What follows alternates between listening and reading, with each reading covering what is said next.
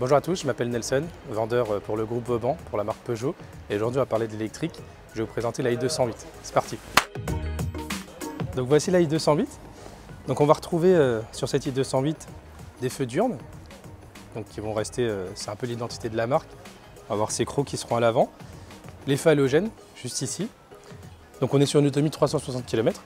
Donc en fonction bien sûr après de votre utilisation, que ce soit sur autoroute ou sur route classique. Sur un véhicule électrique, il faut qu'on calcule la globalité. On ne peut pas se fier par exemple au prix de la voiture qui va être plus élevé qu'un thermique. En fait, il y a plusieurs calculs à faire mais qui sont assez simples. Ça va être le coût d'utilisation, le coût de recharge aussi, parce qu'il faut voir par exemple sur un véhicule thermique, vous allez dépenser en fonction des personnes entre 100 même à 300 € par mois. Là-dessus, sur un plein d'électrique, il faut savoir que chez vous, pour un plein, donc une voiture complètement chargée, ça va coûter approximativement 8 €, entre 8 et 9 € grand max. Donc vous voyez, pour faire 360 km, puisqu'en mixte, c'est ce que vous allez faire à peu près. Là, on est sur une finition like, donc qui a été un peu upgradée avec le temps.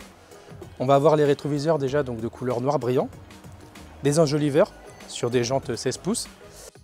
On va retrouver donc le petit monogramme juste ici, donc pour indiquer qu'elle est bien en électrique. Donc juste ici, la petite trappe pour accéder à la recharge. Donc nous avons ici la prise donc mode 3 pour la recharge qui va être sur wallbox ou sur prise domestique. Juste ici, nous avons un petit emplacement pour venir donc brancher notre superchargeur avec une recharge qui va se faire en 30-40 minutes sur superchargeur. Et on verra tout ça de toute façon dans un prochain épisode. Au niveau du coffre, on va retrouver donc un kit anti-crevaison avec un compresseur. Et fourni donc de série avec le véhicule, nous aurons une petite sacoche avec un câble mode 3 en 11 kW.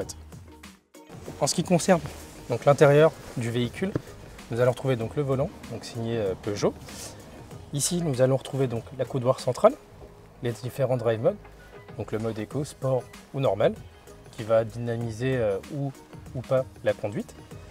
Deux porte-gobelets, frein à main électrique, donc les commandes pour tout ce qui va être, donc c'est une boîte automatique. De toute façon, sur une voiture électrique, on sera toujours sur une boîte automatique. Vous avez ici après donc les différentes touches pianotées qui vont permettre d'accéder aux fonctions principales du véhicule. La tablette centrale, le compte-tours, en sachant que la voiture est équipée de l'Apple CarPlay et Android Auto. Vous en savez maintenant un peu plus sur la Peugeot i208 et sur l'électrique en général.